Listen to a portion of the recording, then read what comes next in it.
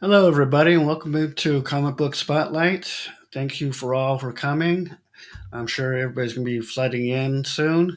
Um, just want to say it's we're doing an early edition of Comic Book Spotlight, and I'm going to have a very talented writer. She is well known for writing as comic books as Rat City. Also, she has done Hollow's Eve. I'm sorry, Hollow's Eve. I'm a little nervous. And let's just welcome her in, Erica Schultz. Welcome to the show. Hi, thank you for having me. A little bit nervous today, but Don't be. it's an honor for having such a talented writer as yourself. Thank you. I don't think I'm the most normal, boring person on the planet, so there's no reason to be nervous at all. Oh, well, thank you. I've had many guests on my show, so it's an honor to have you here on my show. And I don't know if you caught some of my other streams. I had Mark Wagner, sorry, and Alex Sanchez on here as well. Mm-hmm. So it's great that you had some of your free time to come on the show and discuss one of your latest comic books you're writing for, which is the Spawn Rat City. And also, you did the tales for pages from Tales from the Amazing Spider-Man, Hollow's Eve, Mm-hmm. which was a great comic book, which I bought every issue of, and it was fantastic. I love a new character when you can. I don't know if she's a new character. Is she like? So technically, Janine Godbey was created in the 90s for Clone Conspiracy by JR and JMD Mateus. And then she was brought back for the Beyond story arc in Amazing Spider-Man by Zeb Wells and JR and McGinnis. And then she was given powers in that ASM run by Madeline Pryor as Queen of Limbo. And once she was given those powers, that's when she became the character of Hollow's Eve. Oh, okay. So I thought we'd go into a little bit of a slideshow, if that's okay with you. That's fine. And let me just get it up and running here.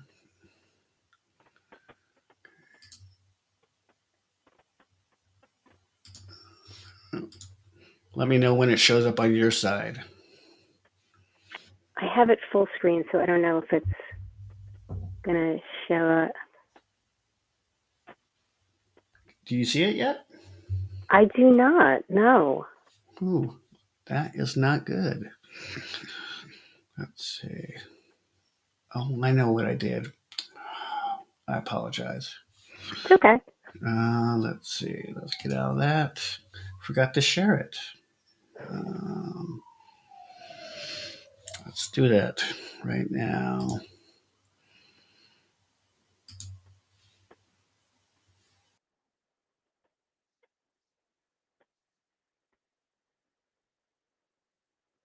I don't know where he went. Hi, Rajram. I am not the brother from Jay's stream, but maybe he is. I don't know about that. But now I'm stuck alone. So you can see my beautiful painting of Yoda and my Claire Connolly recreation of the Dark Phoenix cover, but with sticks of butter as the X-Men and a lobster as the Dark Phoenix. Yes. Didn't realize I would be tap dancing on my own.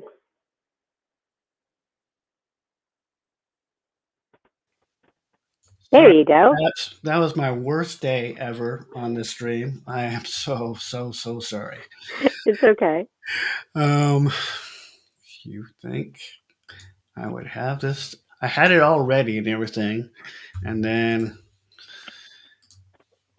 we have little gremlins today. Yeah, they seem to be running about. So my God, I bet you everybody's like, oh my God. Let's see. I get to tap dance for a little moment, Yeah, fill yeah. the air. Let's see.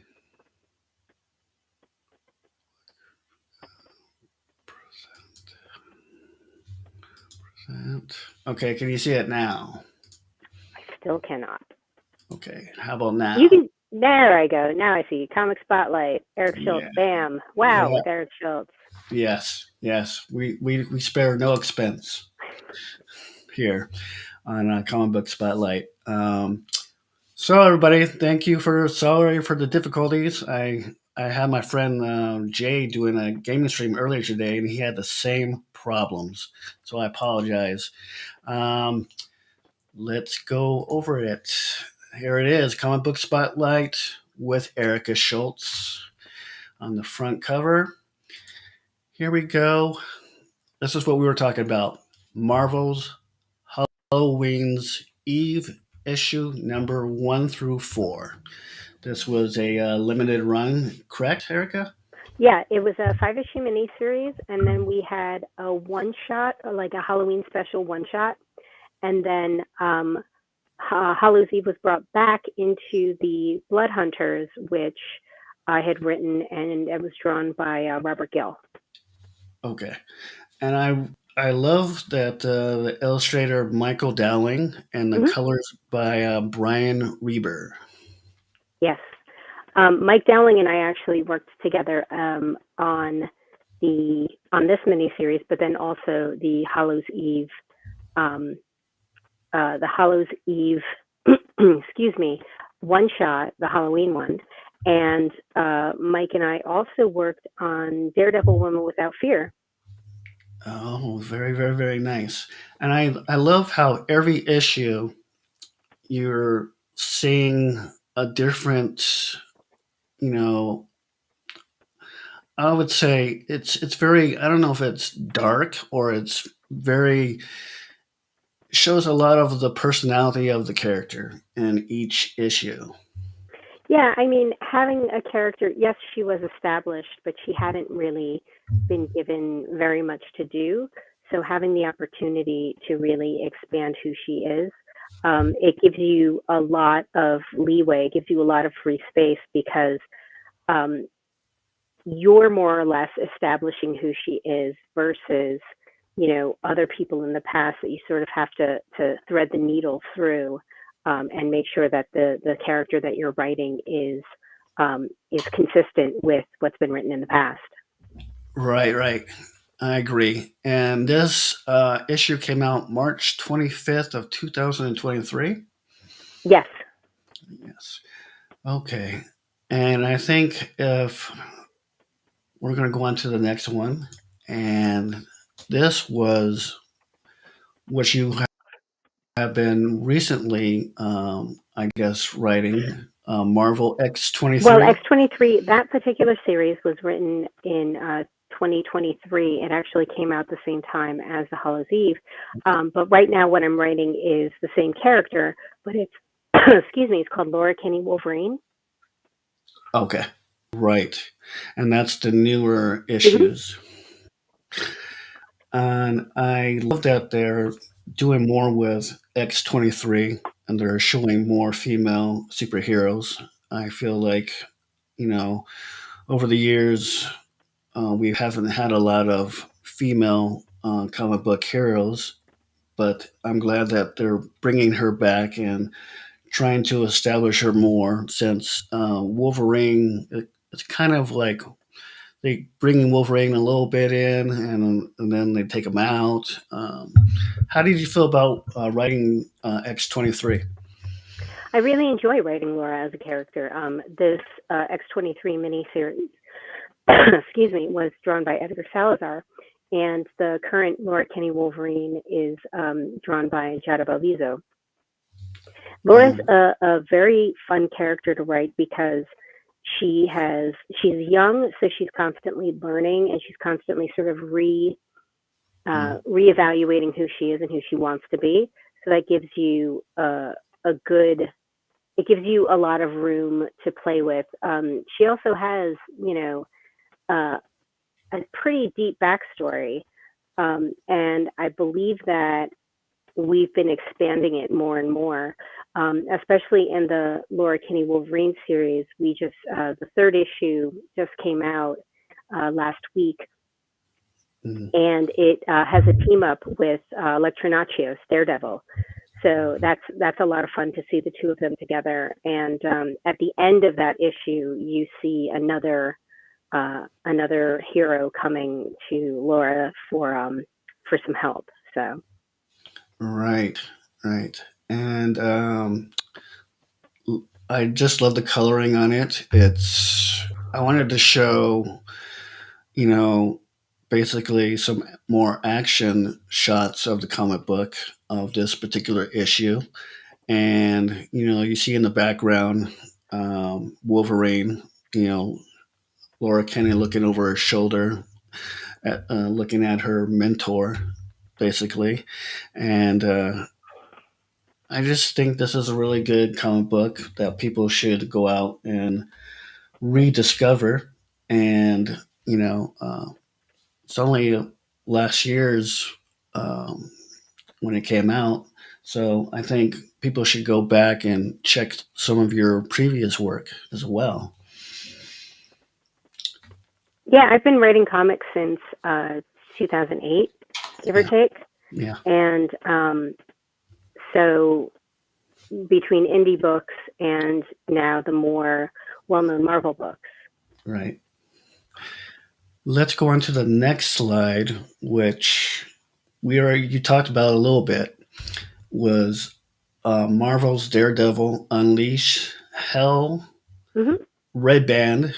And can you establish what Red Band actually um, entails if people are not too sure about the Red Band brand? Um, so red band just means that the book can be a little more gory, a little more graphic. Most comic books, unless they are listed for children, most comic books are, I would say, PG-13 is like the sort of best way to describe it. This is closer to R because there's a lot more blood, there's a lot more violence in it, there's a lot more gore, and that's why it's called Red Band. It also comes when you get the book and you go to buy it on the shelves. It's actually in a plastic bag, so you can't like flip through the book. Right, So yeah, to make sure that the little kids don't see, Electra disemboweling people. right. And so this is more an adult comic book where you can go all out in your writing, pretty much. Yeah, there's a lot of uh, body horror, I would say. Body horror. I just want to say a little welcome to our chat and the people. I'm going to announce some names here. We got Raj.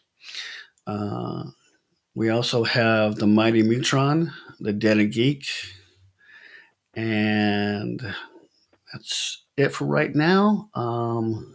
They're just saying hi, everyone. What else did they say? Den of Geek. It's not like Marvel Knights. It's not like Marvel Max because Marvel Max you could do like cursing and nudity and all that crazy stuff, but it is a little harder. in terms of it's a little edgier. It's got um, like the first issue's been out for over a month already, so it basically like you're seeing people decapitated. Got it. Yeah, So whereas you're not going to see that in your typical monthly Marvel book. right. There's a couple of series currently that are red band. There's Werewolf by Night. There's Hmm. Blade. There's this, and I believe there might be a fourth one. But those are the three that I know off the top of my head. Gotcha. And that's good that you let Dinner Geek know what it's like more. Yeah. Um, I think some people, when they see explicit, thing, they're not too sure of what kind of comic book they're going to get. I mean, also when you go to your shop and you pick up your polls, if this is something that you're interested in, you can Mhm. always talk to the shop owner or to somebody who works there, because they're going to know what they're going to know what the book is about, and they're going to know whether or not it's something that is to your taste. Right, right. So we're going to go on to the next slide here. Let's see. Here we go. And I was very surprised when I came across this one. And this is Dynamite Entertainment, Charmed, Mhm. 1,000 Deaths, issue number one, October of 2017. Yep. This, when I came across this, I was like, I didn't know that you wrote this. And I did a Yeah, little I bit. mean, as of late, I've been writing a lot of stuff for Marvel, but I did a lot of books for Dynamite. I did Charmed, I did Xena, Warrior Princess, I did Lady Zorro, I did Black Sparrow. So I've done a couple of things for Dynamite. Yeah. And I was a big Charmed fan of the TV series. And I was just wondering if the actresses from the TV show knew that you were writing the comic book version. Well, they knew that there was a comic book. They didn't know that it was me specifically who was writing it, but the actresses are informed because we're using their likenesses. Right. So, but that's on the licensing side. That's my whole thing was to myself was to focus on the story, and and they said that you could do a story that fell between seasons 4 and seasons 8. Okay. Um, so I found a story that sort of fit the sweet spot in season 4, uh, just after Paige had moved into the manor, but just before um, Piper had learned that she was pregnant with Wyatt. Right. And that's what was my question was and you already answered it. It was that if you were writing from the actual series, stuff from the series, and you just acknowledge that. So I thank you very much for giving that piece of information to our subscribers here on the channel. Yeah, they wanted a story that could feel like an episode or two of the show. So Maria Laura Sanapol, who was the artist on this, um, we wanted to tell a story that you're basically like reading something that you could have watched on the show. Right. Now, is it easier to write a comic using material from the actual seasons of Charmed? As opposed to what? Just coming up something from out of your head, just Well, I mean, I still we still had to do a fresh, different new story. mhm, Um, but knowing the characters, knowing that they had already been well established, their personalities and such, um, we were able to sort of get Maria Laura, the artist, could look at old episodes and see mannerisms and facial expressions and things like that, for the characters, and I can I would watch the episodes to get the cadence of speech to see how people were talking, if there were any particular colloquialisms that they used, and how they were sort of conducting themselves throughout the story. Because, like I said, we wanted it to feel like this could have been like a lost episode of yeah, Charmed. Right. And how many issues did this Charmed comic book go? Oh, this one for we did 5 issues for this, Hmm. and then there was Zenoscope had the Charmed license, I believe, before this, and they had done a season 9 and possibly season 10. I know Pat Shand, who is a writer, had done a lot of the writing on the Charmed series for Zenoscope, and he was really fantastic. And I know a lot of fans were a little worried about me writing Charmed, as you know, when they had been so used to his work. But Pat was really great, you know, just telling the fans like, look, Erica knows the characters, she knows the story, um, you know, just let her do what she's going to do. And it was, I mean, it was very well received by fans. Yeah, I think it's always harder when a writer has been writing something before another writer, and then people are stuck on that particular writer and don't give that second writer a chance to show them what they can do in a comic book.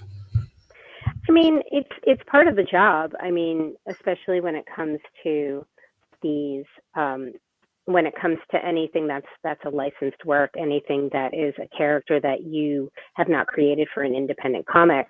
Um, you kind of have to. That's part of the job is to navigate the expectations of fans. Um, what I basically say is, you know, the people that I have to make happy telling these stories are I have to make myself happy because I don't want to tell a story that um, I wouldn't want to read myself, but also like I have to make sure that the editors are happy, that the licensors are happy. And I know that fans have a lot of headcanon, and that's something that's very close to them. But I will say this personally attacking a writer or an artist because a story that they worked on didn't line up exactly with your headcanon really isn't an appropriate thing to do.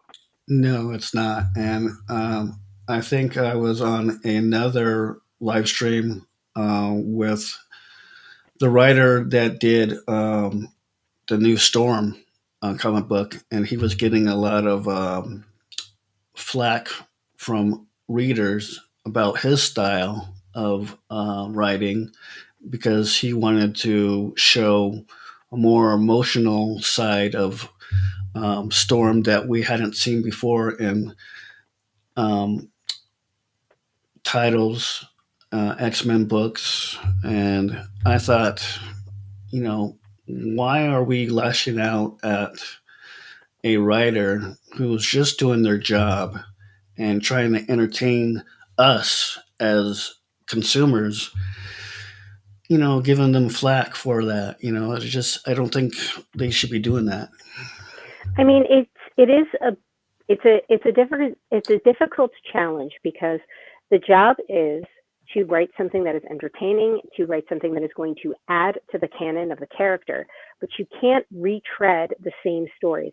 You know, with a character like Storm or with a character like Wolverine, you know, I mean, it's not a shocking thing to say that, you know, Chris Claremont is the preeminent X-Men writer. You Right. know, I would say second to Claremont would probably be Hickman. Um, but you don't want to rehash what Claremont has done or rehash what Hickman has done or anyone. Um, excuse me, because the whole point is to come up with something fresh, something new.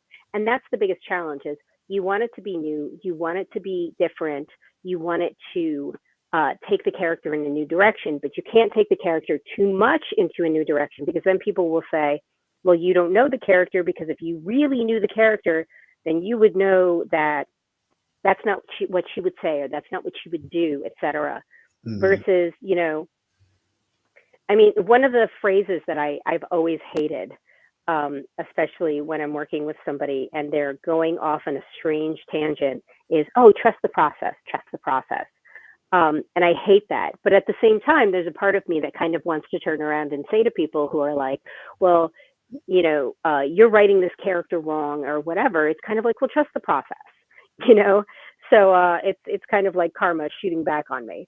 Um, but that's the idea. Is like, we were hired to do this job, and we know what we're doing. It's just sometimes we don't do it the exact same way someone else wants it to be done. But there's really no need to. There's no need for people to start like attacking people on social media and things like that. I mean, that's just not appropriate. Yeah, I agree. And so we're going to go on to the next slide here. And this is something that came out April 10th, 2024, Yep, Rat issue City. one, Rat City. And the funny thing is, when you announced that you were going to be writing uh, for Rat City, it was I was on Indeed at the time, and I got that little thing because I had followed you, and it, you were very excited about taking this opportunity to do the Spawn character. And, Absolutely, yeah. and were you nervous when Todd McFarlane? I don't know if he came to you or did an editor come to you from Image and say, "We want you to you know do Spawn, but it's going to be a different type of Spawn. It's going to be this new comic book called Rat City." Well, Thomas Healy, who's the editor in chief over at McFarlane Productions, had Hmm. approached me at New York Comic Con a few years ago and said, I would really love to work with you on something, in the Spawn universe, whether it's She Spawn or Scorched or, Gunslinger or something like that. And I said, all right, I'll figure out a pitch. And so I pitched this idea of going into the future because even though in the Spawn universe they've had Al and other characters see glimpses of the future, there was never a time where they stayed there. It was always just, a few issues where they would get sort of a premonition of the future, or they would get sort of a prophecy, that kind of thing. But it was never, a story that was set and stayed there. So we're in 2111, and this story revolves around Peter Cairn, who is a former soldier. And there's a lot of differences between Peter and Al Simmons. Right. Peter's not dead. That's the first thing. Peter has the Spawn suit, but he's called the Deviant. He's not called a Hell Spawn. And he got the suit because when Al detonated his suit in 300 and 301, he did so in the presence of Violator and an angel. And in doing so, his Hellspawn energy, as well as heaven and hell energy, was had a shockwave out through space and time. And in the Rat City universe, that shockwave causes this huge blackout in New York City. And the energy in that shockwave actually infects the cybernetic legs, the nanites in Peter's cybernetic legs. And to the point where, because the energy is filled with Al Simmons and hell energy, that response that the nanites have to it presents itself like a Spawn suit. So Peter's not called Spawn. Well, I can't say that because the book hasn't because this particular issue hasn't come out yet. But we have been we're hitting a year on Mhm. the story, Right. and we have been slowly incorporating it into the larger Spawn universe. But those first couple of issues, you don't have to ever read Al Simmons Spawn to know what this is about and to feel what this is about. And very slowly, we're sort of gently folding in some of the lore of Rat City and showing how it is associated with not necessarily Al specifically, but other things that have occurred in the past in the Spawn universe. Right, right. And I thought we'd go into um, issue number two a little bit. I'm going to share that with everybody. And Jay Carlos, the artist on this, has been phenomenal. Jay's come up with so many really fun, very cool designs, Yeah. and he does a lot of the graffiti that is in each of the issues. Right. And if you look, there's all these little sort of hidden clues that he's put into the graffiti. People's names and different things that are just like tiny little Easter eggs. Gotcha. And so Yeah, here we're showing. Can you see it okay, Erica? yeah. That's I think that's Bjorn Barron's cover. Right. Issue Yeah. number 2 Hmm. of Rat City, and beautiful colors. I love it. And of course, you're seeing the Spawn version of the future, correct? Yes, he's called the Deviant The deviant. because he is a deviation from what was expected of him. So that's why they call the bad guys call him the Deviant, and Okay. that's what he's been known as. And he's currently he's on the run. Oh, gotcha. And right here, it shows at the PTS headquarters. Can you give a little bit more explanation on the headquarters? Yeah, so Pharmatech Solutions is this huge company, and it's a commentary on the vastness of pharmaceutical companies in the world currently. And the idea is that PTS was one of these companies that, after soldiers had been injured in war, they would be allowed to outfit them with different cybernetics, whether it was cybernetic legs that Peter has, or his redheaded friend here on the right-handed page is one of his old war buddies named Reese. Reese lost his hands in the same accident that Peter lost his legs. And so what happened was PTS has sort of nefarious purposes. I mean, sure, they want to help soldiers, but at the same time, they kind of also want to help soldiers to be able to help themselves. I mean, if they're able to create a stronger, faster soldier, then that means that they're able to then sell that to the uh, Defense Department to get more money and such. The right-handed page is his. Gotcha. Sorry about that. So it's okay. Somebody just said you touched on writing about more established characters and the limitations that can present. Do you prefer the freedom to write original or less established characters? It's it's six of one, to be honest. When you have when you're writing characters from whole cloth, like Rat City, The Deviant, or like some of my other image book that I did with artist Carola Borelli called The Deadliest Bouquet. That's an indie book. You are responsible for coming up with everything, and that's a lot, especially when you're on deadlines.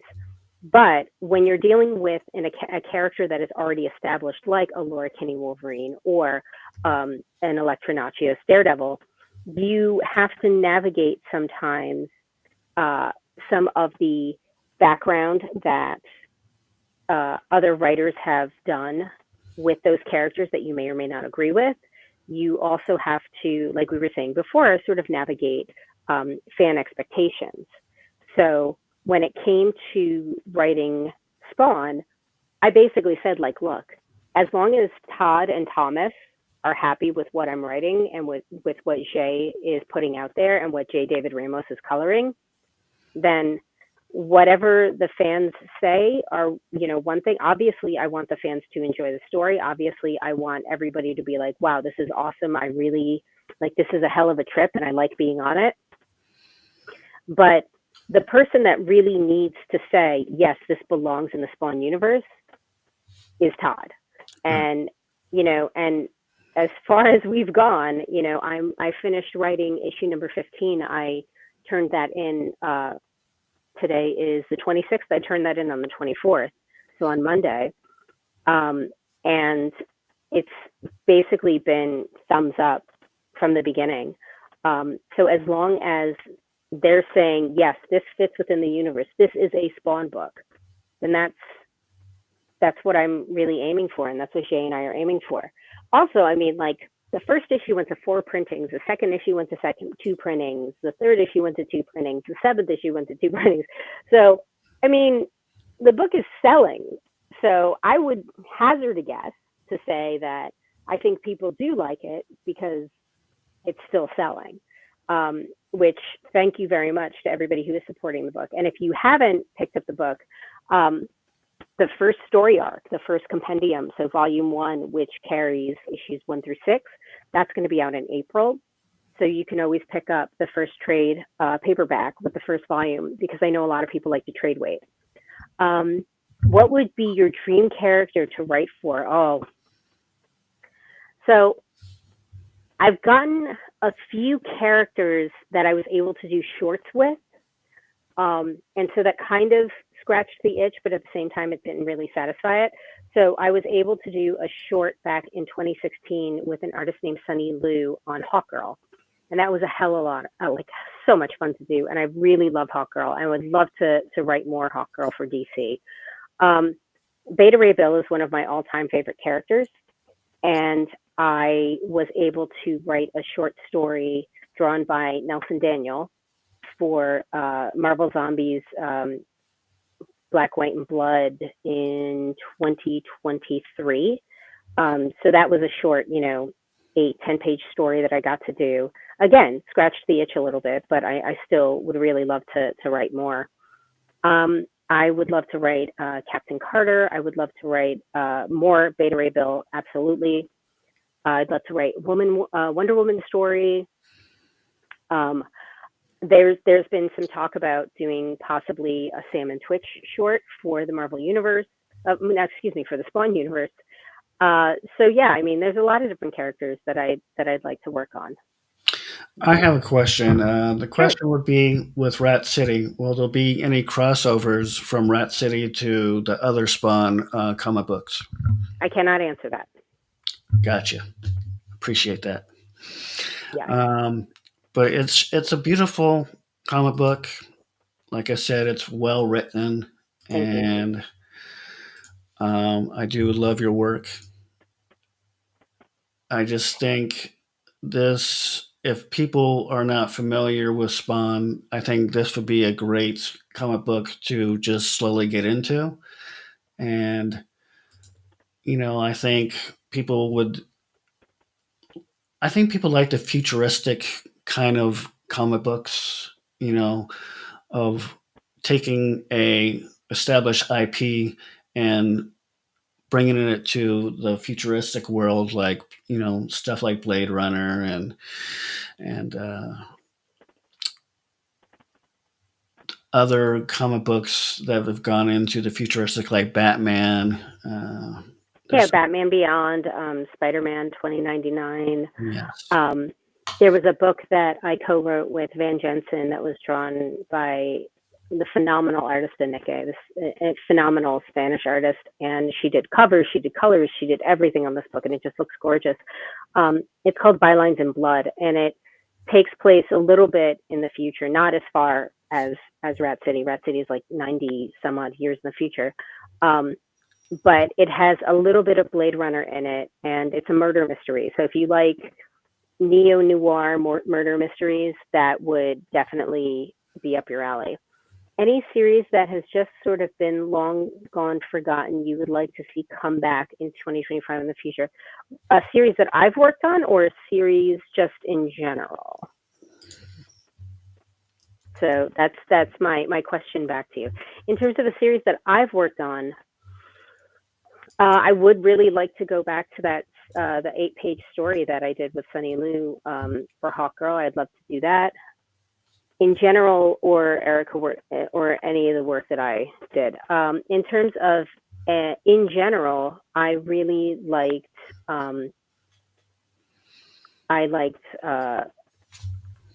Female Furies for DC. I liked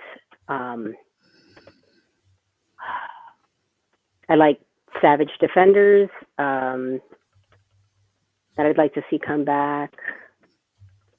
I don't know. I think I'd love to see Forge get a solo book. Yeah. I know Forge is currently in X-Force. I'd love to see Forge get a solo book. What else? Yeah. Female Furies is really great story. Cecil Castellucci and Adriana Mello. If you like the apocalypse stories from DC Comics, the New Gods and such, like Female Furies. It's really good. Big Barda and all of them. Now, Erica, would you like to work on? I know you've done stuff for Marvel, done stuff for Dynamite. Have you done anything for DC? Yeah, I did a short for DC for Hawkgirl with Sunny Liu. I would love to do more for that, um, but things just haven't lined up. So we'll see. We'll see where the world takes us. I know plenty of editors at DC, plenty of people that work there. So if there is a character that they think I could give my signature stamp to, I would be more than happy to work on anything for DC. And right now they're doing a lot of really cool things with the Absolute Universe and such. So I think there's opportunities to show new sides to fresh new looks at older characters. I just read, and I'm sure it's old news by now, but it seems that DC is going to update Batman's costume Mhm. and symbol. How do you feel about that? Um, One of the first comics that I worked on was a book called Batman Odyssey, that I was doing sort of background art for. Um, and that played with the idea that the costume was somewhat updated, or rather modified versus updated. So I mean, them changing the costume is not even that big of a deal. I mean, you've got, whether it's the black on black, whether it's gray on black, blue on black, yellow in the symbol, no yellow in the symbol, the trunks on the outside, no trunks on the outside, whether there's piping, whether there's the purple gloves like they had in New 52 with Greg Capullo's design, whether it's a wider bat symbol like the absolute Batman symbol is very similar to the Frank Miller Dark Knight bat Mhm. symbol. Whether it's, I mean, so redoing the Batman look is kind of old hat in the sense that like they've done it so many different ways. You know, the powder blue and black, the gray and black, the dark blue and gray. A classic blue and gray is what somebody just said. Yeah. Um, but is it the classic blue and gray with the yellow, or just the black with the circle around the symbol, or no circle around the symbol? So there really is like so many different ways to design Batman that when I saw the news that they were doing a new design, I'm like, okay, cool. Because when I was working on Batman Odyssey, we had this binder that had been basically like, it had shown like every single Batman symbol, every single Superman symbol throughout the years, you Mhm. know, and you saw there were so many. So you can tell that things have been changed a bunch of times. So for them to change it again, it's almost strange if they didn't. You know what I mean? It would be strange if they didn't do a redesign. Yeah. My feeling is now that they're updating and everything with the costume and getting people probably more people interested in the comic book than before. Um, how do you feel about letting Bruce Wayne go as Batman and having someone new to take over his place as Batman? I mean, that's not even really a new idea either. I mean, you had Jean Paul during the Azrael time during Nightfall. You Yeah. had Dick Grayson playing Batman, and Damian was Robin. So having different Batmans is not even that strange to begin with. Okay. Um, so I mean, you go all the way back to Nightfall, which was what 92, 90, late 80s, early 90s. So I mean, having somebody not Batman Yeah. uh, doing doing the Batman thing basically running across rooftops and shouting at people and dislocating your shoulder every time you like shoot like the bat grapple. Yeah. I just, I did like that when they did Azrael. That was totally different. Yeah. Um, that and was and he had during. that guy who was living in the tunnels. Oh yeah, and when someone told me, you remember when Azrael jumped, I guess, out of the Batman car? I guess it blew up or something. The Batmobile blew up. Well, there was an older guy who I believe he was either mute or deaf, and he lived in the tunnels, and he was kind of like the mechanic. He was, making sure that everything was working properly, and on almost a daily basis, the Batmobile was coming back with some type of, missing a fender, or the shocks need to be fixed, kind of thing. So I'm sure Azrael jumping out of a exploding Batmobile sounds just up the alley. I mean, I have all the compendiums, the four Nightfall compendiums.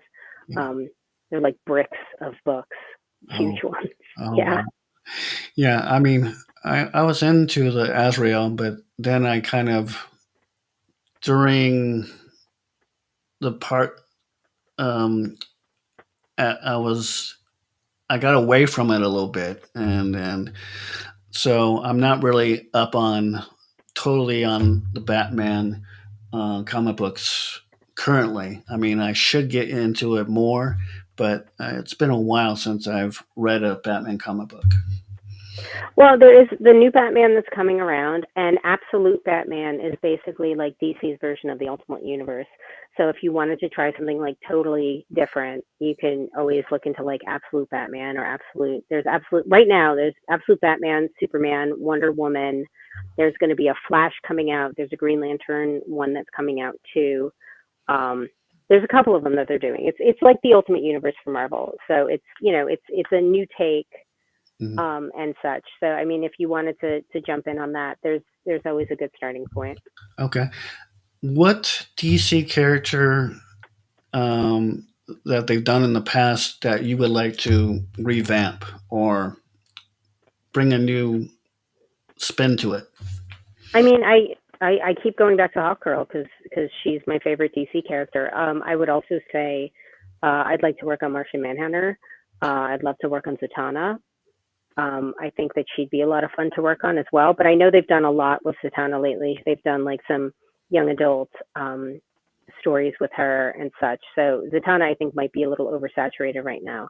Um, but yeah, I mean, Shira Hall as Hawkgirl um, would be great. And it's the, space cop Hawkgirl, not the, JSA secretary Mhm. or the archaeologist. It would be the space cop version of Hawkgirl. If you were given the opportunity to rewrite a character from history from scratch, who would it be? Ooh, I don't know. It's a good Part of question. me, part of me wants to say X-23 slash Laura Kinney, only because she was originally created for the cartoon X-Men Evolution, and then when she went into the comic books, they gave her a backstory that had to do with like a lot of abuse and child prostitution, and I always thought that that was really gross.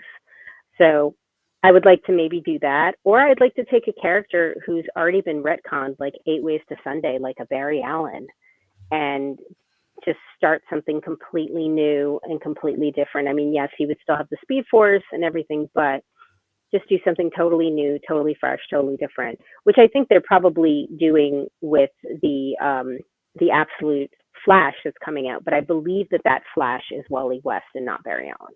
Oh, okay. Yeah. I would love to see you write for DC Black Canary. Oh, that would be fun.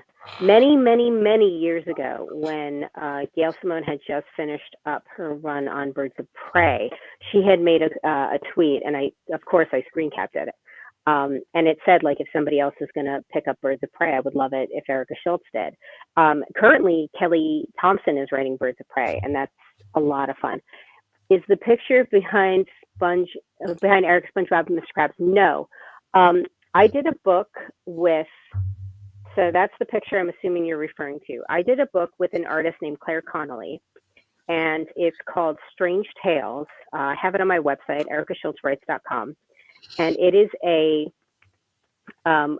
three different stories, and one of them is a story about a lobster from space and the sentient sticks of butter that are basically the lobster's worst enemy. And the idea for the cover, Claire Connolly came up with this idea for the cover of the Dark Phoenix with Jean rising from the water and all of the X-Men drowning in the foreground. So it is Eve rising from the water, and the sentient sticks of butter are drowning. So yes, it is not Mr. Krabs and SpongeBob. It is Eve. So yes, if you want something really, really crazy and goofy, you can go to my website and pick up Strange Tales. There you go. So yeah. And we also have Erica Schultz's media links down below in our description here of our live stream. I want to get into a little bit back to Daredevil. What I know you can't tell us what's going on in future comics of Daredevil, but what did you like about Elektra becoming Daredevil and, putting on that persona and taking over for um, her Matt? lost friend? I think I liked a lot about it because the biggest thing is that Elektra is one of the most dangerous people in the Marvel universe, in the Marvel Comics universe.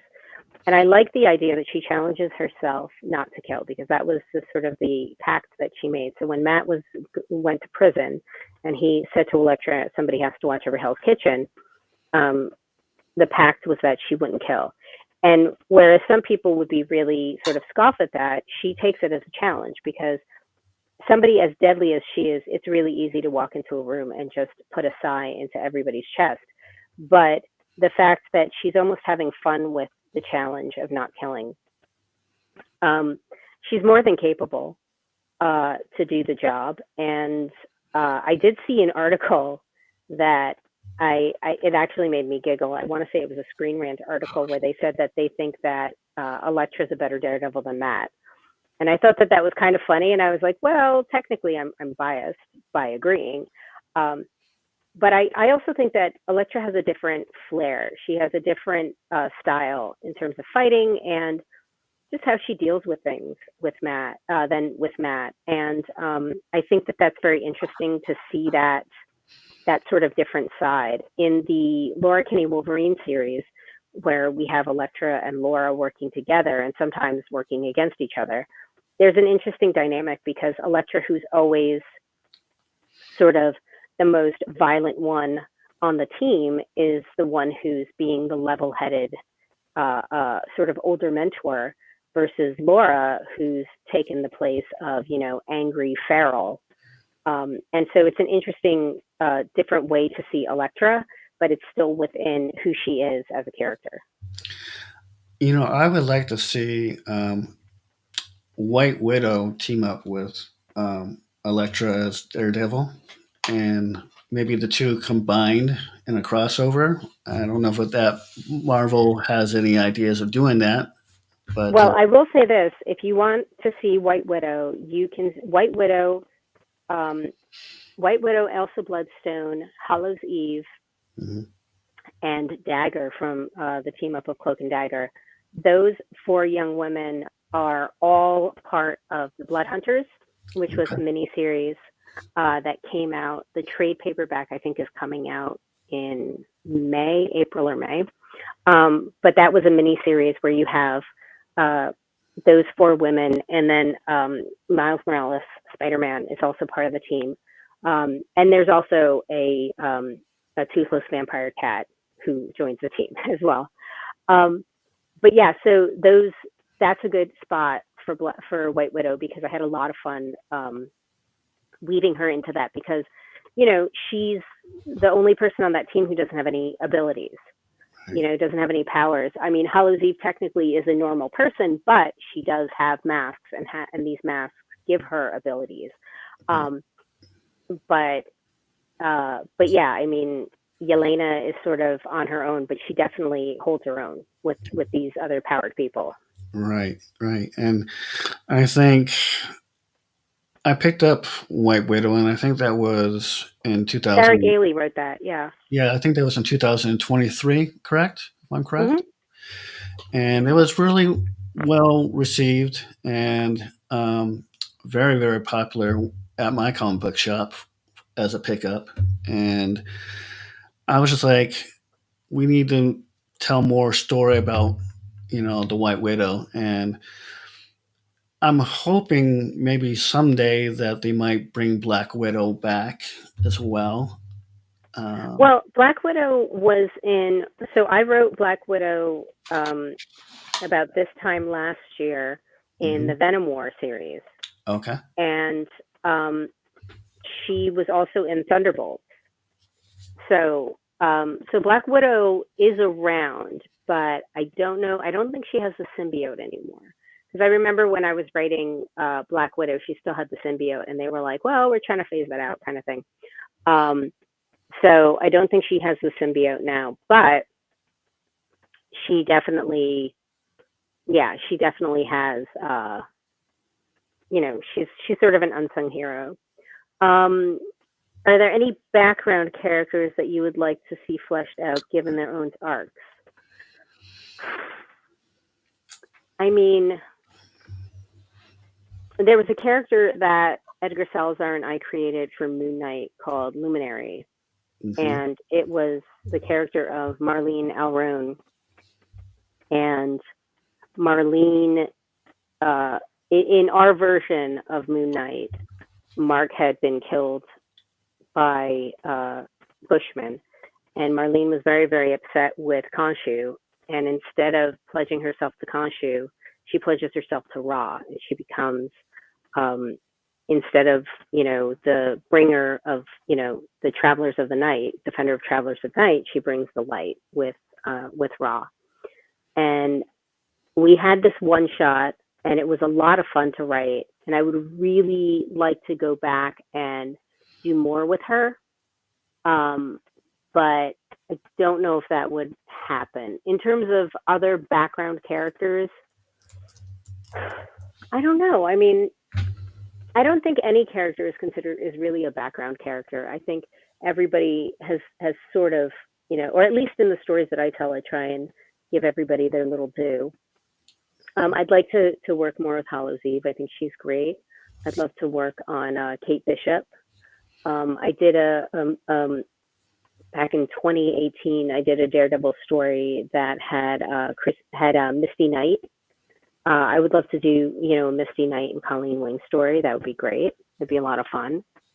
Um, but yeah, I mean, if you've seen the solicits, I'm going to be Laura is going to be teaming up with Bucky Barnes. So that's cool. So we'll get to see some Bucky and Laura, kicking butt together. Okay, I get this question asked a lot, and so I'm going to get your opinion on it. Sure.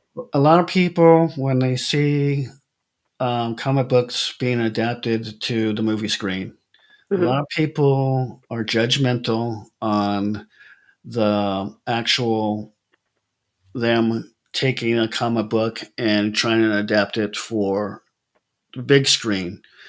Now, I always tell people in mind that it's hard to take a comic book and make it exactly like a comic book to the big screen, and I wanted to get your view on it. Well, okay. So some people have the opinion that comic books are basically storyboards and that you should just storyboard it the way it looks in the comic and put it on the screen. And that's actually not true. The magic, the action is always between the panels. In a comic, you have to see still images, and your brain, as you're reading it, your imagination as you're reading it, are what make the images move and take us from one to the next to the next.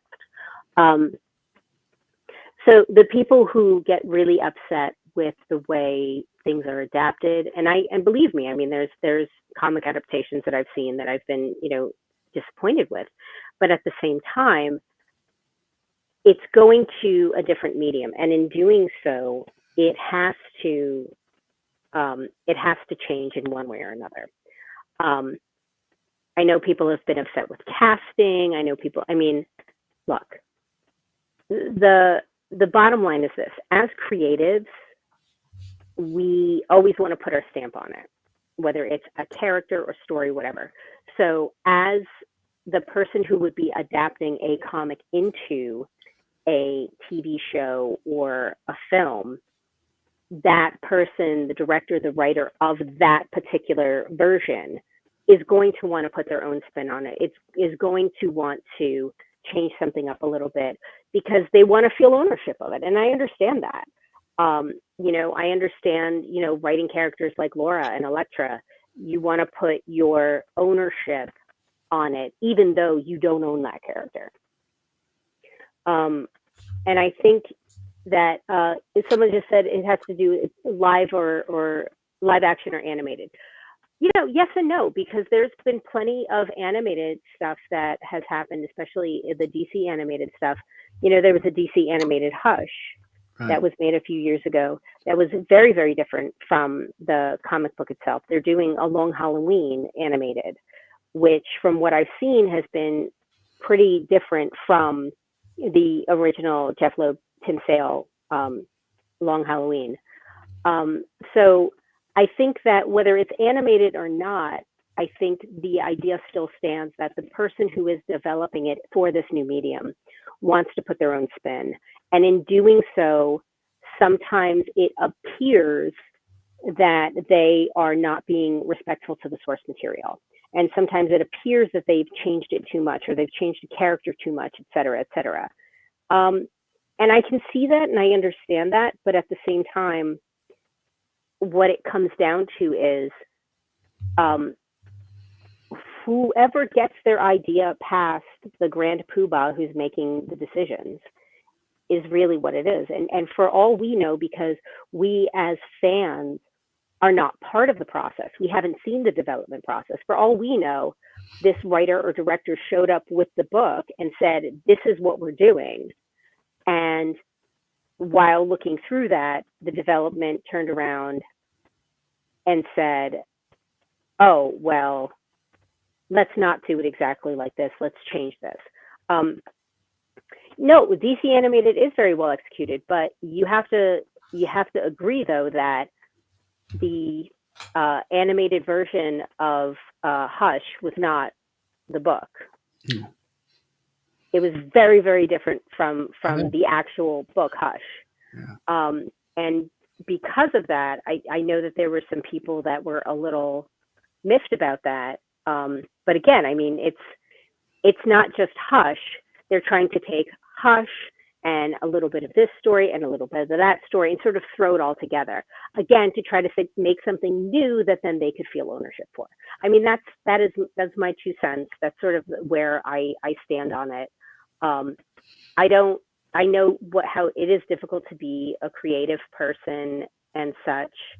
That I can understand the pressure that those creatives are under for adapting a comic, whether it's animated or live action, and whether it's television or film. So I understand the pressure that they're under.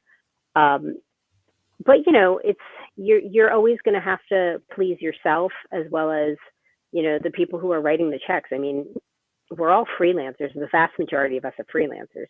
So you know if I get an assignment from a publisher to write this particular character and they want to take this character in a direction that I disagree with, I have to find a way to write it so I can sleep at night and to write it so I'll be proud of it, Right. but also to write it so they are willing to publish it and therefore pay me and therefore I can pay my mortgage. So Hush seemed disjointed. Yeah, the Hush series did seem the animated film did seem disjointed. But I mean, like, if you look back to the DC animated films, like, I mean, I remember seeing Mask of the Phantasm in the theaters. I mean, that was a spectacle that was huge. Um, and then you get into the whole thing where people say, oh, well, like this, producer or creative who was in charge of things. Like there are people who don't want to see anything um, that Bruce Timm wasn't involved in, and other people who don't want to see anything that James Gunn isn't involved in, or whomever. There are people that are just fans of that particular creative. Um, so I mean, I think I think it is a lot more complicated and a lot more complex than just animated bad, live action good, or vice versa, or whatever.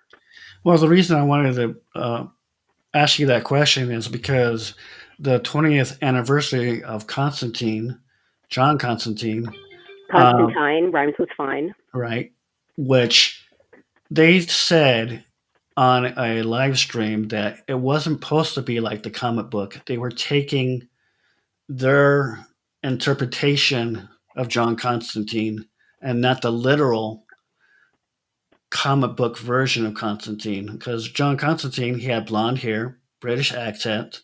Hmm. Keanu Reeves is not that. He's totally He's opposite.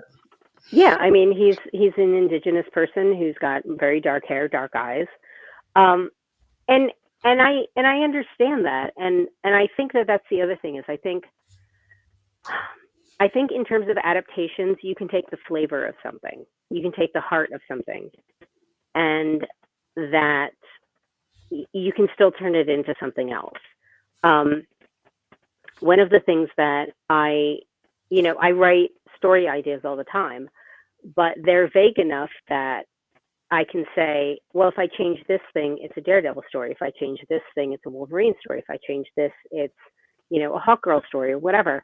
Um, and because I mean that idea of like there's really only 7 stories in the world anyway, as a whole, Joseph Campbell, Carl Jung, uh, whole philosophical thing that I won't get into it.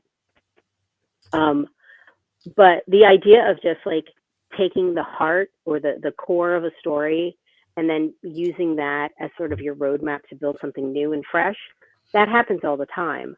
Um, but again, I think sometimes we as comic fans tend to be like, I want it exactly this way, and if it doesn't happen this way, then it's very sort of like very absolute. Like I want this comic to be adapted exactly the way it is, panel for panel, shot for shot, and if it's not, I'm going to go review bomb this on Rotten Tomatoes. Look, the world doesn't work that way. Mhm. You and being a working creative, I think that fans need to understand the hurdles that we have to jump through in order to just get something made, in order to just have a whatever the idea is be executed and created. Um, so sometimes you have to make compromises, and a lot of times people don't like that, but unfortunately, that's how else is anybody else going to see the story? You have to make compromises. If you're writing your own stuff and you're putting out your own comic books, then you can do whatever you want, Right. but don't expect it to make $1 million, because it still needs to be it's a commercial idea, and air quotes. But Now, when you write, do you go into mythology or what do you use to grab, to make the character more interesting? it depends on the type of character. If it's a character who already has a background, then I can draw on that. But in terms of like, I mean, there are archetypal characters, there are archetypal situations that I want something to be different and fun, but also familiar to a certain extent. Because sometimes if something is too different, then people can't get into it. Um, the idea for Rat City having Peter Cairn still be a soldier. Yes, he's not the same type of soldier as Al Simmons, but that idea sort of still anchors him to the fans of the original Spawn. The idea of having guilt and hate and anger and being used by the government, all things that Al Simmons went through. Some of that is what Peter goes through. And so that idea is, again, for the brand new Spawn fans, brand new Rat City fans, they can jump on that. But for the people who have been, fans of Spawn since the beginning, they can recognize that Peter and Al have this similarity. But Peter also has a lot of different motivations than Al did, etc. And Al being dead and coming and wanting to come back for Wanda is something completely different than what's Peter's situation. Yeah, and I understand that, and I just want to thank you for coming on my live stream. I appreciate it, and all the great, wonderful people asking you questions. Is there anything that you want to promote before leaving Comic Book Spotlight? Well, in stores right now, you have Laura Kinney Wolverine 1 through 3. You have Daredevil Unleash Hell Red Band issues 1 and 2 are out already. You've got Spawn Rat City up to issue 10 is in stores right now. So yeah, pick up any of those stuff, or you can stop by my website, ericashultzwrites.com. I have a shop on there where you can pick up all kinds of stuff, whether it's the Marvel stuff that I've worked on or independent stuff that I've worked on. If you're interested in the other Image comic that I have is The Deadliest Bouquet. That is out there on my site. The Strange Tales, the story about lobsters in space fighting sentient sticks of butter. That is also on the site as well. And I have a whole bunch of different books and stuff. Hallows Eve is there as well. So, well, thank you very much for coming here on Comic Book Spotlight, and we will see you guys a little bit later. Take care. Thank you.